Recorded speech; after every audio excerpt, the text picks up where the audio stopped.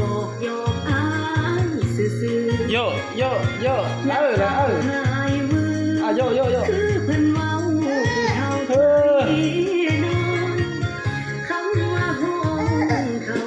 คือแม่นเฮาหักกันเกินห้อยสิพายายามจะเว้า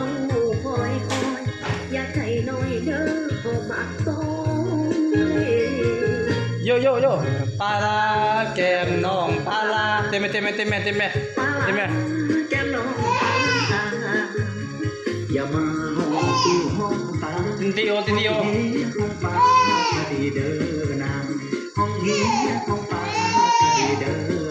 นางห้องไอ้ห้องทุกห้องหัวห้องมาหัวนึงเหมือนกับคุณแม่มาคุณลาโยโยโยแม่มา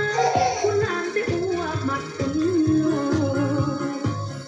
โยโยคำหนึ่งกระเท่า โย สองคำเป็นห้องเท่า โยโย โรเบของเจ้าโบว่าโบบอกว่า โยโย ห้องง่ายห้องพีทำดีๆห้องเฮี้ยห้องป่า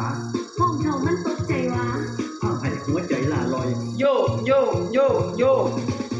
ไปลอยแก้มน้องไปลอยแก้มน้องไปลอย ให้ตี เต็มไหม น้องนี่แม่โมสนองอ้อยไอเลิฟอยู่แม่โมสนองอ้อย โยแม่